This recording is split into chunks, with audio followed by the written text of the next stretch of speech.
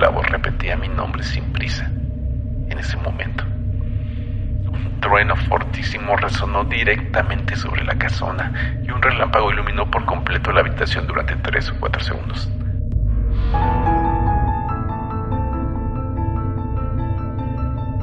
Apaga la luz, cierra los ojos por un segundo y dime qué ves. Nada, ¿verdad? Solo la oscuridad de tu habitación. Ese espacio que consideras tu refugio.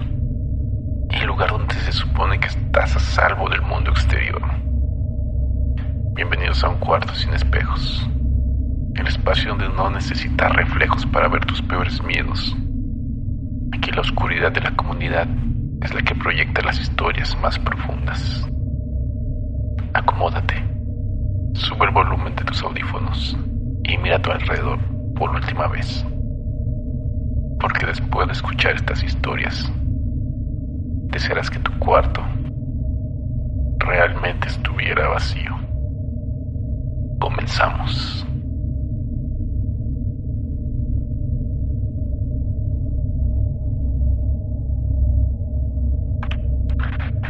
La última mudanza. Ahorita que tengo ya 28 años, me pongo a pensar mucho en cómo cambiaban las cosas cuando uno crece. De niño, te acostumbras a lo que sea. No te cuestionas si lo que vives es normal o no. Simplemente es tu realidad. En mi caso, mi infancia estuvo marcada por las mudanzas. Mi papá trabajaba en lo que saliera. A veces en construcción, a veces comercio. Y mi mamá le ayudaba costurando o limpiando casas. Si el dinero no alcanzaba para la renta, o si salía una oportunidad de trabajo en otro lado, empacábamos todo y nos íbamos. A mis hermanos y a mí nos gustaba. Para nosotros era como una aventura constante, que era una colonia nueva, conocer vecinos diferentes y explorar casas que casi siempre eran viejas, porque era la más barata que mis papás podían conseguir. Cuando yo tenía unos 9 años, llegamos a una de esas casas. Era una construcción bastante amplia, pero descuidada. Esas que tienen los techos muy altos y las paredes con la pintura ya levantada. Tenía un patio grande, atrás con tierra y un pasillo largo que conectaba a las recámaras. Como mis papás andaban todo el día buscando el sustento y mis hermanos mayores ya entraban a la secundaria en horarios distintos, hubo una temporada en la que me tocaba quedarme solo por las tardes, después de regresar de la primaria. Eran unas 2 o 3 horas diarias en las que la casa se quedaba completamente en silencio. Al principio me ponía a jugar con unos carritos en la sala o me sentaba en el piso a dibujar. Todo normal.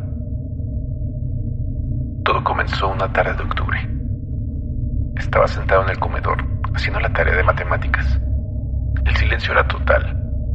De ese tipo de silencio donde alcanzas a oír el zumbido de tus propios oídos. De repente, escuché que una voz me llamó por mi nombre. No fue un grito. Fue un tono conversacional, muy seco. Como si alguien estuviera parado a unos 3 metros de mí. Volteé de inmediato pensando en que mi mamá había llegado a la casa. Pero no había nadie. Fui a la puerta de la entrada. Estaba cerrada con llave. Caminé por el pasillo hacia los cuartos y todo estaba vacío. Como niño, no me asusté en ese momento. Pensé que me había imaginado la voz o que algún vecino en la calle había gritado un nombre parecido al mío y el eco se había metido por la ventana. A la semana siguiente volvió a pasar. Pero esta vez yo estaba en mi recámara, que era el último cuarto al fondo del pasillo. Estaba acomodando mis cuadernos cuando volví a oír que pronunciaban mi nombre. Esta vez no venía de la nada.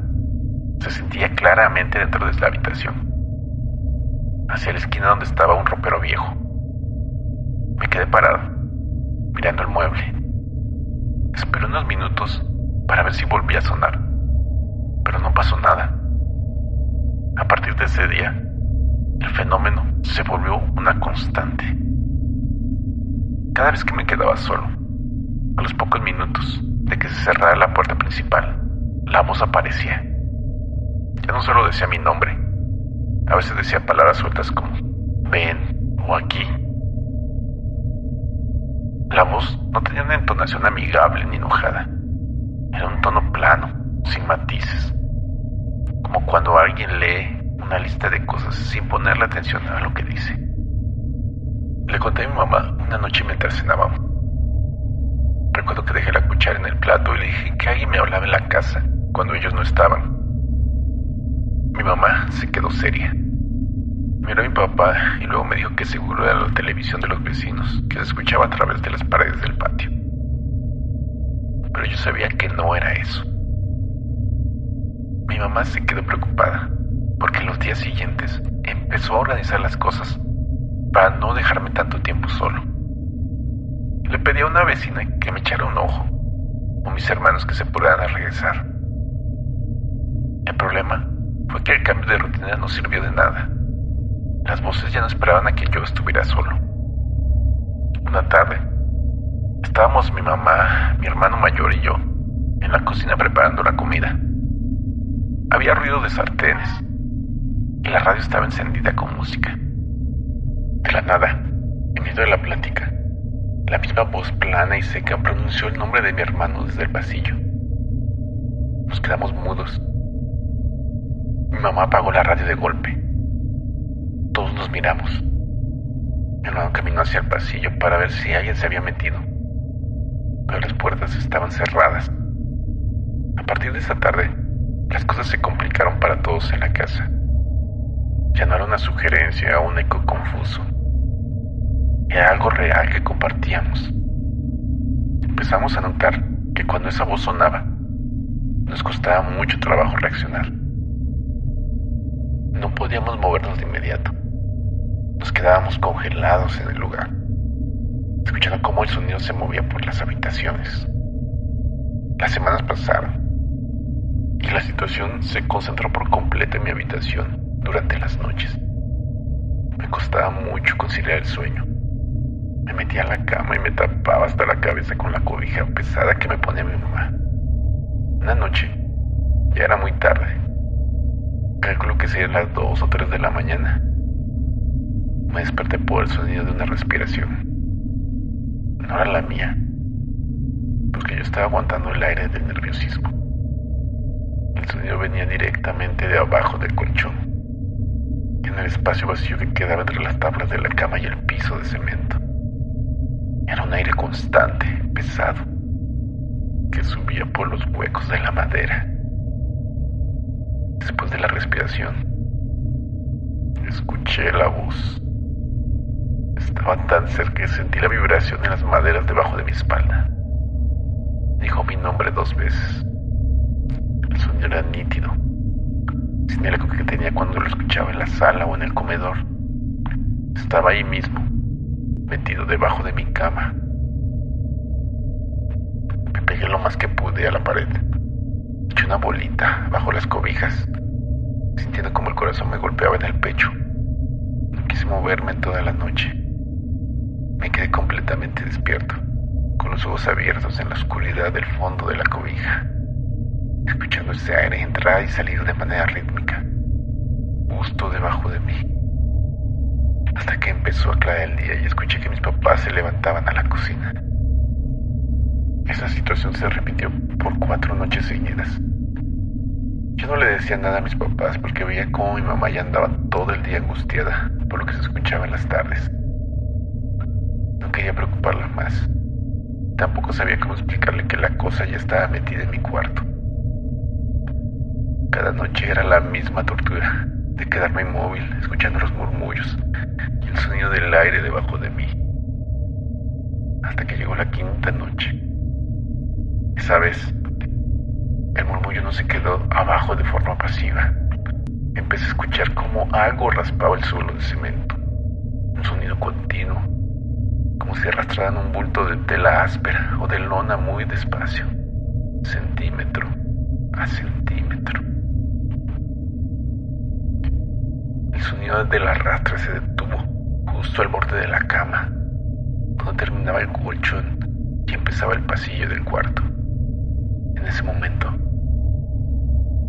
La curiosidad o la desesperación de ya no seguir con la duda me ganó. Necesitaba saber qué era lo que me estaba quitando el sueño todas las noches. Estaba boca abajo. Me deslicé muy lentamente hacia la orilla de la cama, tratando de no hacer ruido con los resortes. Saqué la cabeza por debajo de la cobija y miré hacia abajo, hacia el piso. La luz de la luna por la ventana del cuarto dejaba ver una franja gris en el cemento, pero la zona debajo de la cama era una mancha negra, totalmente oscura. Me quedé quieto, con la mitad de la cara colgando al borde del colchón, forzando la vista para que mis ojos se acostumbraran a la penumbra de abajo. Al principio no vi nada, solo la negrura densa. Pero conforme pasaron los segundos, distinguí una silueta que ocupaba todo el espacio bajo mi cama. No era una persona, tampoco era un animal común. Era una masa alargada, de una textura que parecía piel seca y grisácea, completamente calva, que estaba estirada a lo largo del suelo. Lo que me congeló por completo fue ver que esa masa tenía extremidades largas, unos brazos delgados que terminaban en dedos muy largos, sin uñas, que se apoyaban firmemente en el cemento. Sostuve la mirada ahí abajo, incapaz de retraerme o de gritar. La masa empezó a moverse milimétricamente. La parte que correspondía a la cabeza, que estaba pegada a la pared del fondo, giró lentamente hacia arriba, apuntando hacia donde yo estaba colgando. No tenía ojos. La cara era una superficie lisa de piel gris, pero en medio de esa piel se abrió una ranura horizontal muy fina de lado a lado. De esa ranura no salieron dientes ni lengua. Solo se alcanzaba a ver un fondo oscuro y vacío. Desde ahí dentro salió una bocanada de aire seco que me dio directo en el rostro. La ranura se movió formando las palabras de mi nombre, sin emitir sonido esta vez, solo gesticulando la forma de las letras, de manera lenta y precisa. Me quedé completamente paralizado, mirando esa cosa gris, fija debajo de mi cama, durante lo que me parecieron horas. No cerré los ojos, no me moví.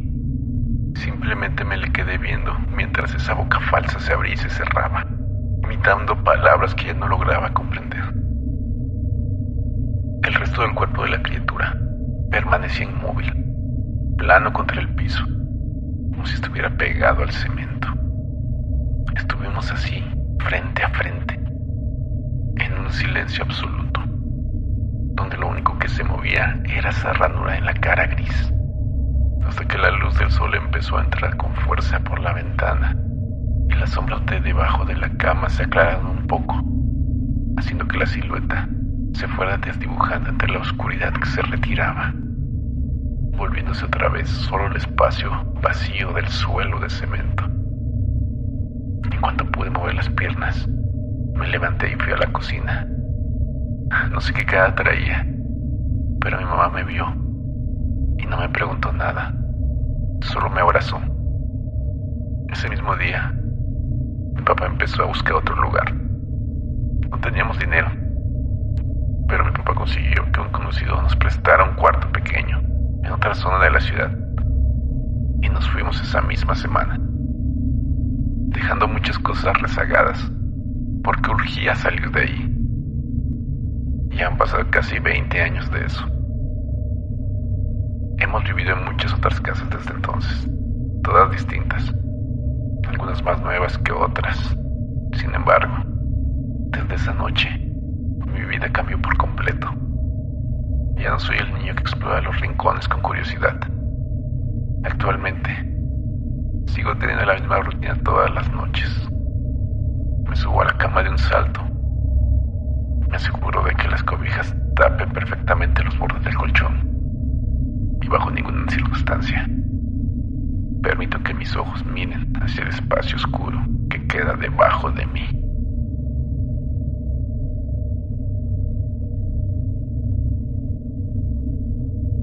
El departamento del centro.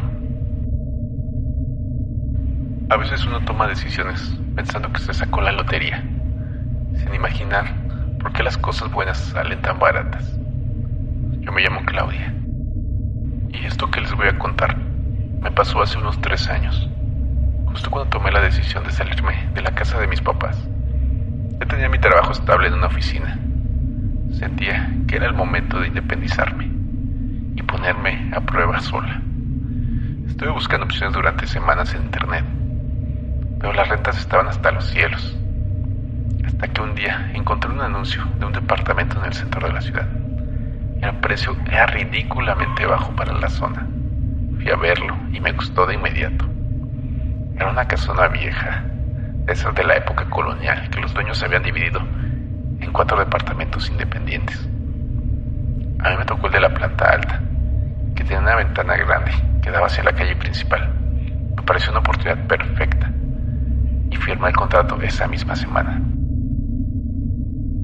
Los primeros 15 días fueron de pura rutina y acomodo. Salía temprano a la oficina, regresaba por la tarde, me hacía de cenar y me ponía a ver algunas series.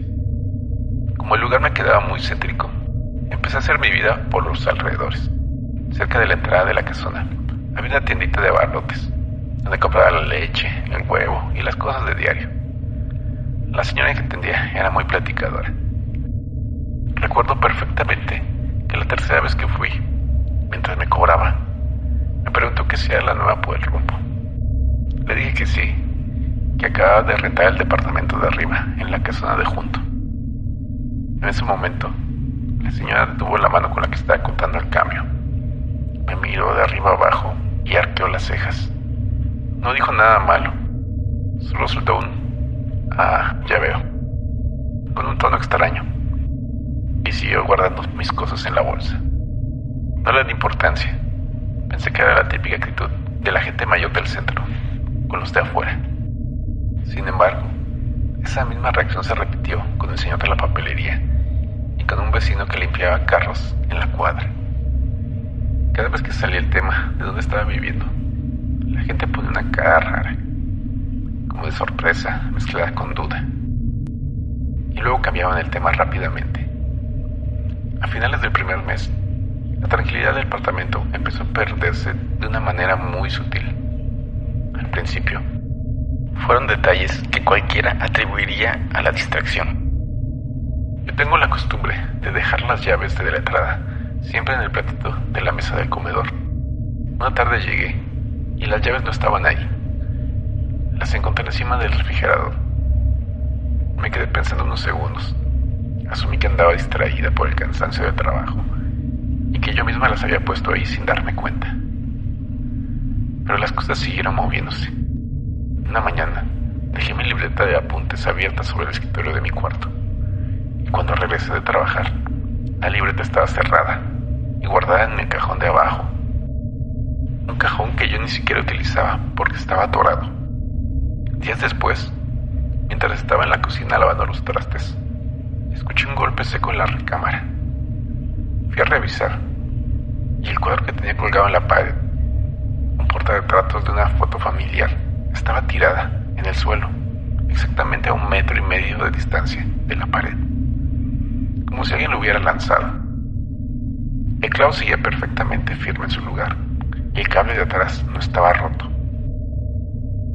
Pasé la escoba para levantar los vidrios y traté de mantener la calma, repitiéndome a mí misma que la casa era vieja y que tal vez las vibraciones de los camiones que pasaban por la calle de abajo causaban esos movimientos.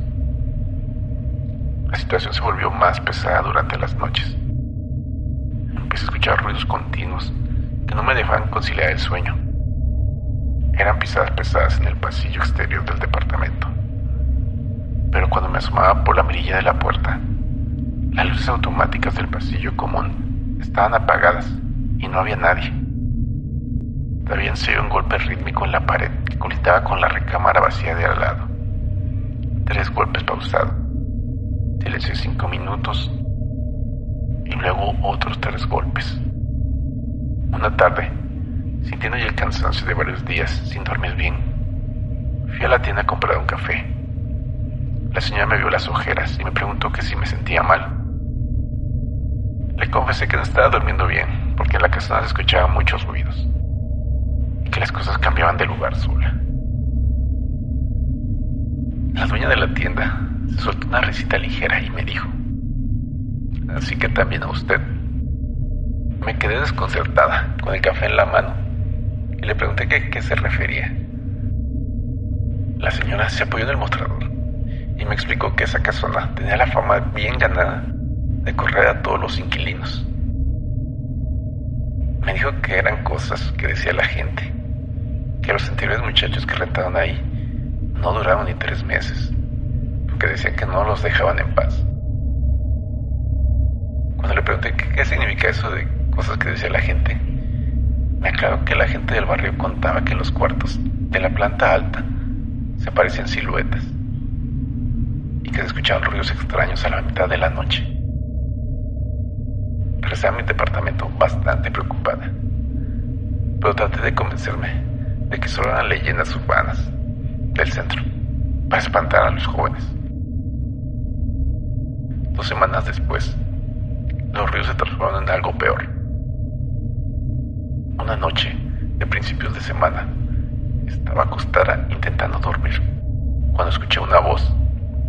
No era un murmullo lejano, era la voz de una mujer que pronunciaba mi nombre completo desde la sala.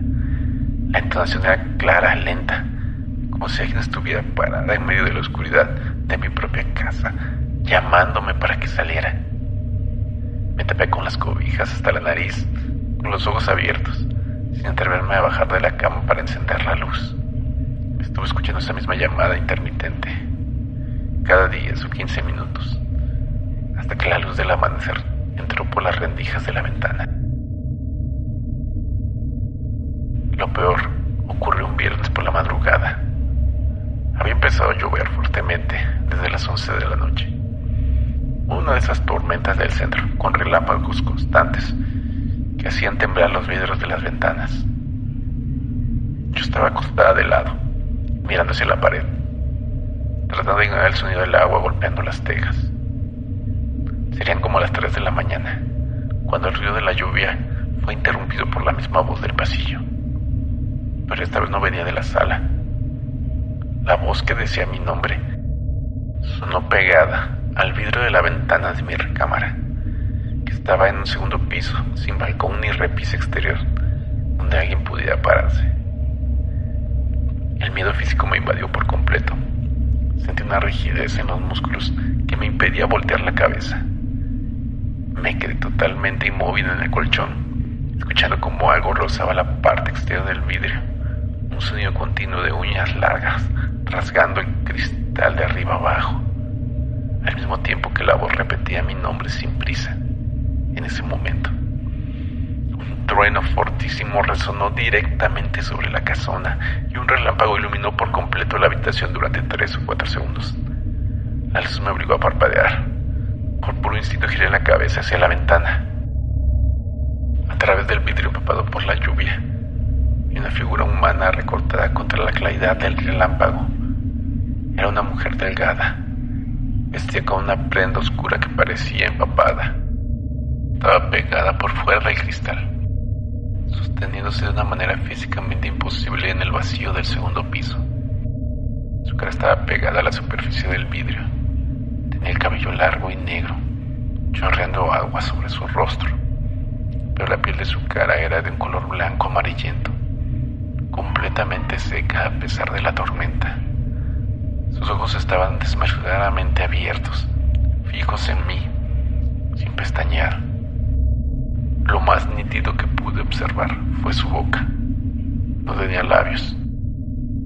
La piel terminaba directamente en las encías oscuras y los dientes estaban expuestos en una expresión rígida que no cambiaba mientras gesticulaba las sílabas de mi nombre. La luz del relámpago se apagó, dejando el cuarto en la oscuridad total. Pero el sonido del raspado del vidrio continuó. Yo no me moví, no grité, no corrí hacia la puerta. Me quedé acostada de lado, mirando fijamente la negrura de la ventana, consciente de que esa cosa seguía suspendida del otro lado, mirándome a través de la oscuridad. Cada pocos segundos, un nuevo relámpago volvía a iluminar la escena, y cada vez que la luz regresaba, la figura seguía exactamente en la misma posición, con la cara pegada al cristal, moviendo la boca, sin emitir sonido audible debido al ruido de los truenos, pero manteniendo la mirada clavada en mis ojos.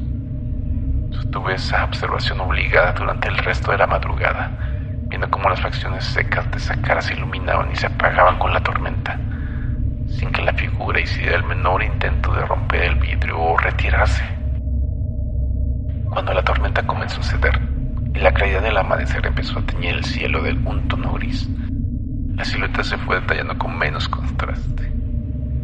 No desapareció de golpe, simplemente conforme la luz del día aumentó, la densidad de la figura se fue aclarando hasta que el espacio exterior de la ventana quedó completamente vacío, mostrando únicamente las gotas de lluvia que escurrían por el vidrio. En cuanto el sol iluminó por completo la recámara, me levanté de la cama. Tenía las piernas entumecidas por la tensión de toda la noche. Agarré una mochila, metí mi computadora, mis papeles importantes. Salí del departamento sin mirar atrás y cerré la puerta con llave. Esa misma mañana le hablé a mis papás para decirles que regresaba a su casa. No les di explicaciones detalladas, solo dije que el lugar no me había convencido. El fin de semana fui con mi papá y un amigo a sacar mis muebles y las cajas con el resto de mis cosas. La dueña del departamento se molestó porque rompí el contrato antes de tiempo y se quedó con el depósito, pero a mí no me importó en lo más mínimo perder ese dinero. Ya han pasado 3 años de eso y sigo viviendo con mis papás. La experiencia me quitó por completo las ganas de independizarme por el momento y cambié mi rutina diaria para ni siquiera pasar por la calle de esa casona. Sé que tarde o temprano tendré que buscar mi propio lugar otra vez, pero tengo claro que jamás volveré a buscar ofertas en el centro de la ciudad. Y así, la oscuridad de este cuarto vuelve a quedar en silencio. Por ahora. A veces, queremos creer que las historias que escuchamos son solo eso, sugerencias de la mente. El cansancio juega con nuestros ojos, o el crujido normal de una casa vieja. Pero en el fondo, todos sabemos que hay noches donde la lógica no basta para explicar el frío que de golpe entra en la habitación. Por hoy, es momento de cerrar la puerta. Esto fue Un cuarto sin espejos. Intenta conciliar el sueño si puedes. Y si sientes que algo te observa desde el rincón de tu cama, recuerda, es mejor no mirar. Buenas noches.